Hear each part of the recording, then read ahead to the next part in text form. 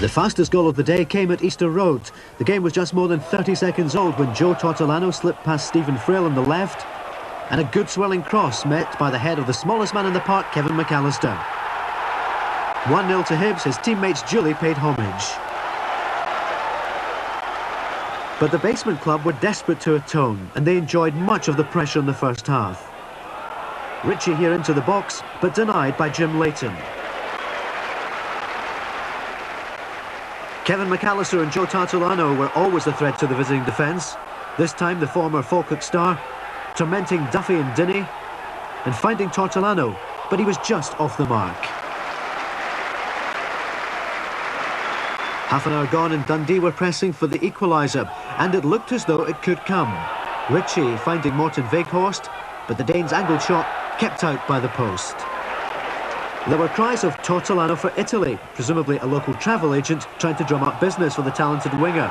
He's inconsistent, but he wasn't yesterday, and his chip here well caught by Mathers, causing problems for the Dundee bench.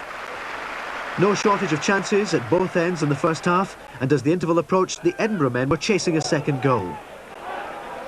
David Farrell here testing Mathers. Dundee's offside trap was well and truly beaten by this 60-yard pass. Tortolano clearing goal, 2-0 for the Hibees. The Dens Parkers looking for offside, but the goal was good. The second half, as you would expect, saw Dundee throw everything at Jim Leighton's goal, but they found their old teammate in top form. Here foiling Paul Ritchie. Dundee's good lead-up work fell down in front of goal. Billy Dodds was a constant threat, but Weghorst's finish woeful.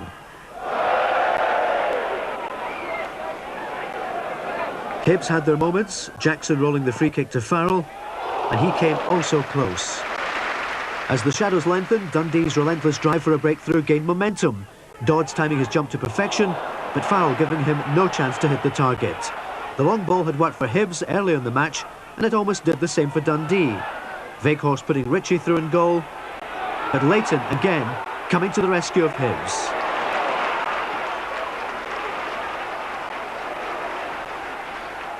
Another example of the pattern of the second half. Dundee with all the possession, Weghorst and Dodds again linking up in the edge of the box.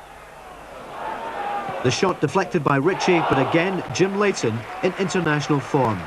Perhaps the Taysiders' build-up was too predictable, certainly their finishing was poor, and Jim Leighton in top form.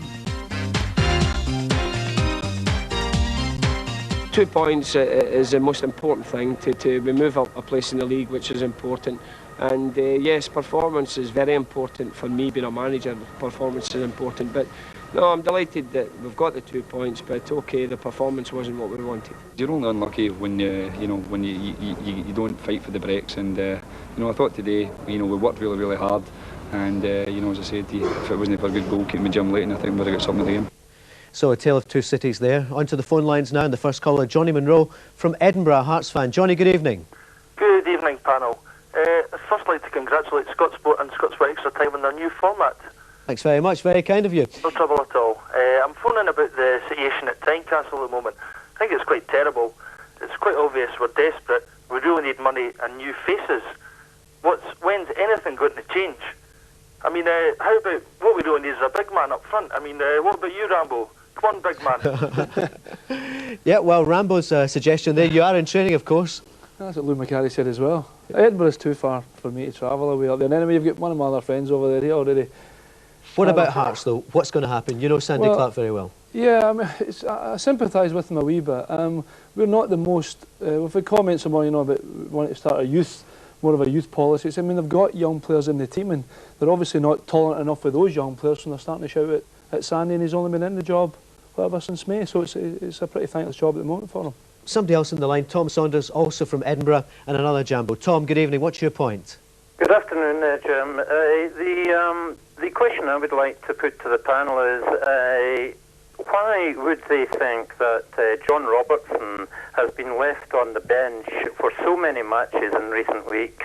The lad is obviously fit. He's a senior professional and could probably lend his experience to the youngsters who are playing around him at the moment. Yeah, he's a top player. Gym trainer, what do you think? John Robertson? Well, I think it's the experienced players, they've got to take the responsibility, and if Hearts are going to get through this crisis, it has to be them who do it.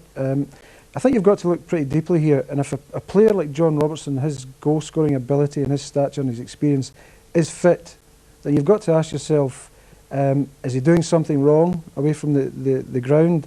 Does he have problems away from the ground? You never know. It might just be that John Robertson has other things in his mind at the moment. Do you think he has? I think there is some sort of problem there, yes. So you think there's a problem away from Yes. the football with John? Yeah. OK, next caller is John Ramsey from Fife, from Falkland. Hello, John. I'd just like to put the point across, like, I was at Paradise yesterday, and when you go there and see players like, well, John Muller, Wayne Foster, Neil Berry, still getting a Hearts jersey. I mean, they were finished 2 or 3 years ago.